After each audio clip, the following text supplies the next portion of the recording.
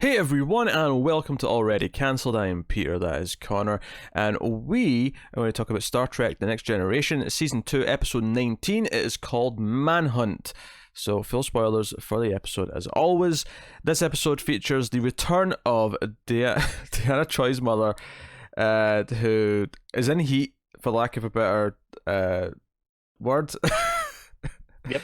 She's going through their version of menopause, which also brings about at least a quadruple in sexual appetite.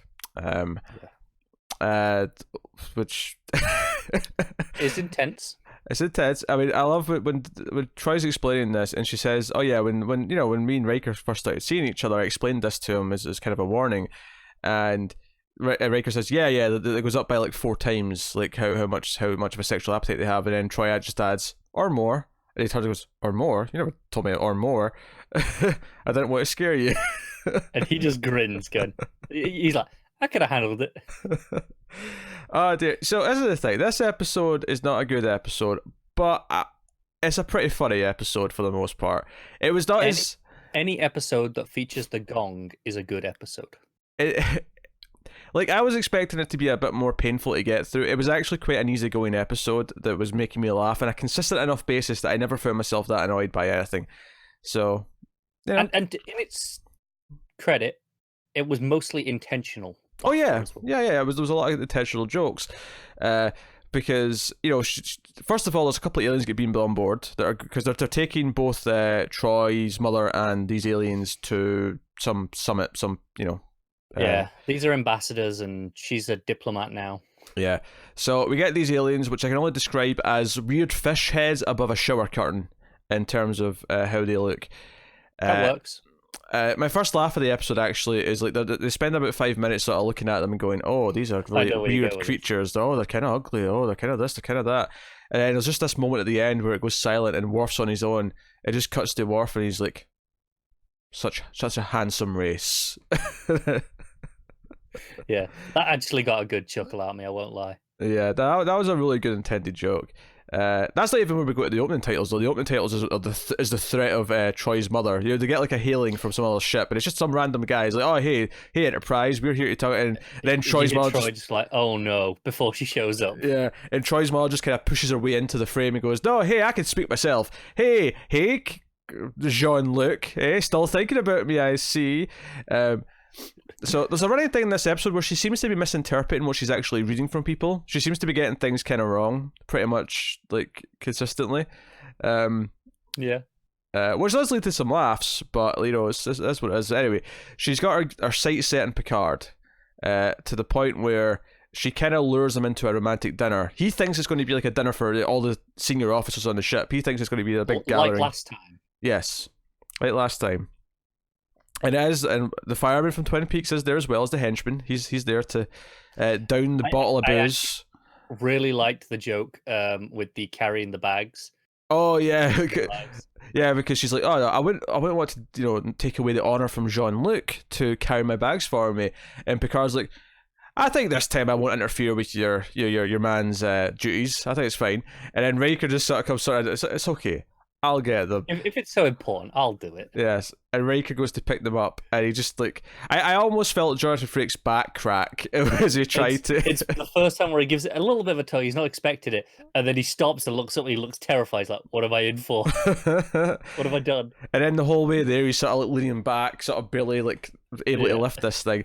And the best part about it is when he puts it down in the quarters and he walks out. Immediately, the fireman just picks it up with one hand as if it's nothing. It's quality stuff. So in Picard, so the humor for this episode really comes from Picard doing 2 things. One, when he realizes this dinner is romantic and she's like making the flirty eyes with him and trying to like get the conversation onto sex and blah blah blah, he basically says, "Oh, this is interesting the way you say thanks. I wonder how other cultures do it." And she goes, "Oh, I don't know." And he's like, "Let's find out." And he taps on his comms and he's like, "Data, why don't you come up here and tell us about all these other cultures?" And so he essentially self-cock blocks himself with Data. Yeah, it works. It works a charm. It bores the tears off her. And then when they leave, Picard turns to Data and says, "You'll never know how much I owe you for that, Data." It's really good. Quality. And then, this is when it gets explained to him about from Troy, like all this heat stuff. So he's like, maybe it'd be best, because that's what's weird about it is the way it sounds like she would go into like a rage if she gets rejected in this stage. So the best thing is to just avoid her. So Picard decides to go and hide in the holodeck in his what was it? Dixon? Dixon Troy or something like that. Yeah, not Troy. Dixon something. His noir novels. Yeah. He wants to go hide in the holodeck doing noir stuff. So... And I kind of like that that's the reason why he's there. Because I saw one of the screenshots being, he's in the holodeck with the hat on again. Kind of thing. And, that's cool. But, like, I actually kind of like this reasoning for it. He's just hiding from her. Do you know what I kind of like about this in general, as well, in this episode is, at the start of this episode, when Troy's mother shows up on screen, she properly introduces herself. Like, hey, in case you missed the last one, this is who she is. And then... like half of the jokes are kind of callbacks to that episode. Yeah. And it really plays a lot better, assuming you've seen that, I think. Yeah, we've talked about this before, how this show definitely has much more continuity than the original series did, even if it is just character continuity. But this is definitely a sequel to that episode. And even the holodeck stuff is kind of a sequel to the episode we had already with that stuff, which was a separate episode. Yeah, that's what I mean. It feels like it's actually happening, and then there is that real continuity there. Yeah, it's rewarding us for having watched the show in order. It's basically what it's doing. And yeah, so he gets annoyed because like every single scenario the computer puts him in is violent. It keeps being about guns and threatening men coming out of the office. So he eventually just asks the receptionist to like go for a drink. Which they do, and it's all fine. And I knew, like, the whole time I was sitting here thinking, okay, somehow Mama Troy is going to end up in the holodeck with them and be confused by all this. But in the meantime, she's looking for another mate. She even eyes up Wesley at one point, goes, "You're going to grow into a fine young man, but I'm too old to wait for you to grow up, unfortunately." And Wesley's just like, "What? What's happening?" But remember, of course, when it comes to women, Wesley Crusher is in complete control. Yeah. And then you have the fireman do he puts his hand over his eyes, and she's like, yes, Geordie, let's go. Yeah, we don't even get to see that scene. It's just a little joke that she's going around every man in the ship. And I was like, why should I went after Riker yet? Riker seems like a prime candidate. But of course... lo and behold. Yeah, she gets to the bridge and notices Riker. And I love Troy's, obviously, our Council Troy. She's like, what... No, not him, Mum. Don't you dare. Don't you dare. And then she announces to everyone that they're going to get married, and Riker's like, wait, what? No, wait a minute. No. I need to go find the Picard. Quick, run. Yeah, and she follows him, because she's been told that Picard's got important ship business to attend to, and he's unavailable. So when she does eventually stumble into the holodeck, and she sees Picard's like, oh, so this is the important ship business that you've been attending to. And of course the joke here is she ends up chatting up the barman, who's not real. He's part of the game, part of the holodeck. And obviously there's a joke at the end where he's about to tell her before it cuts to the next scene. But they're kind of like, let's let her have a moment with our romance here. Yeah. And I love how Data just tags along. He's like, give me 5 minutes to get changed. Yeah. He just can't help himself. Nah, a lot of good stuff there. There's a couple of jokes with... just before she tries to eye up Wesley, Wesley's with Worf in the transport room, and they're looking at these aliens who are still, because they're like we didn't even mention this, but they're in like a catatonic state, which is normal. They're kind of it's in how like they travel, yeah. Yeah, and they're looking at them, and Wesley's kind of describing how he still thinks they look weird, and Worf's like, "Did you think that of me when you first saw me?" And Wesley, to his credit, is honest and says, "Yeah, a little bit, but then I got to know you, and I've met more Klingons." I've seen more Klingons, and now I see you're pretty good looking for a Klingon. And Worf just gives him this like, and he's like, I didn't mean like that. Shit, go away. Yeah, no, I mean, I'll give the episode credit. It's funny. There's a lot of humor. I want to revise my earlier opinion. Yes, I think it is a good episode. I don't think it's a deep episode. I don't think it's a spectacular episode. But what it's trying to do, which is be funny, it succeeds at. Yeah, I guess that's more accurate, because I said it wasn't good at the start, and I think what I meant by that is that it's not a good science fiction plot. It's not doing anything interesting with aliens or anything interesting with anything else. It's just doing character comedy. But as a good hour of that. Yeah, as an episode just doing that, though, it's actually pretty solid. And then there's a little thing at the end where when they're beaming them off ship, Troy's mum just casually says, "Oh, by the way, these two aliens are terrorists. They've got bombs under their shower curtains." And they do a little scan. The whole thing. Yeah, do a little scan and catch them. And she's like, "Yeah, well, saved everyone at the conference, and saves your reputations in the progress, all in a day's work." And it just kind of ends with a little comedy beat again. I gotta give it credit. I mean, there's not a lot of interesting stuff to talk about. Honestly, it's just jokes, really. Yeah, but it was enjoyable, and I have to say, we went into this episode kind of worried, right? After when we read this description, we were like, "Oh God, what is this going to be?"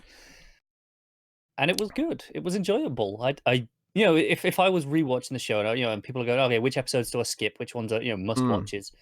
This is not a must watch episode. This is on the list of enjoyable enough if you want to watch, more than just the bare essentials. Yeah, it's not a must skip either, though.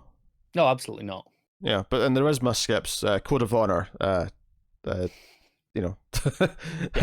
has something to say about that. But actually, my favorite line, I forgot to mention my favorite line. So when Troy learns that Picard and her mum are having some sort of date, I think it's Pulaski she's talking to, and they're in one of the corridors, and Pulaski says something like, "Oh, it'll be good for his reflex. As a doctor, it's good for his reflexes and his instincts."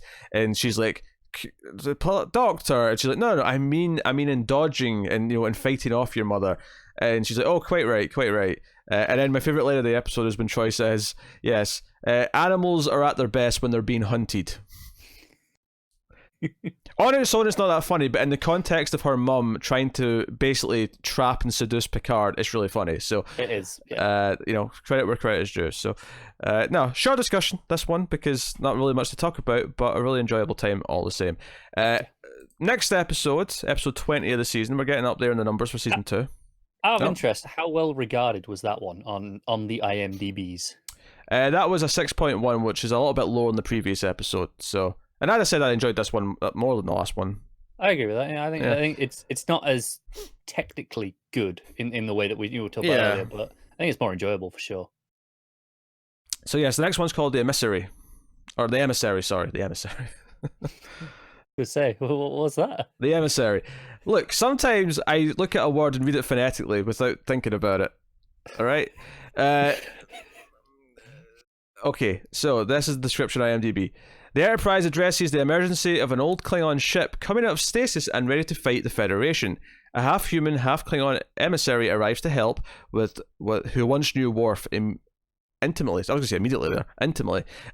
So it sounds like a Klingon ship that still thinks they're at war with the Federation comes out of stasis. So this is going to be that, it's the Japanese man on the island who still thinks that the war's going on. It's that sure, story. yeah, essentially. But they bring in another Klingon that Worf's got a pass with. So we're getting a romantic interest. Yeah, that bit for Worf doesn't excite me necessarily, but I think the rest of the plot sounds pretty potentially interesting. Yeah, no, there's potential in this next one. So we'll see how it pans out.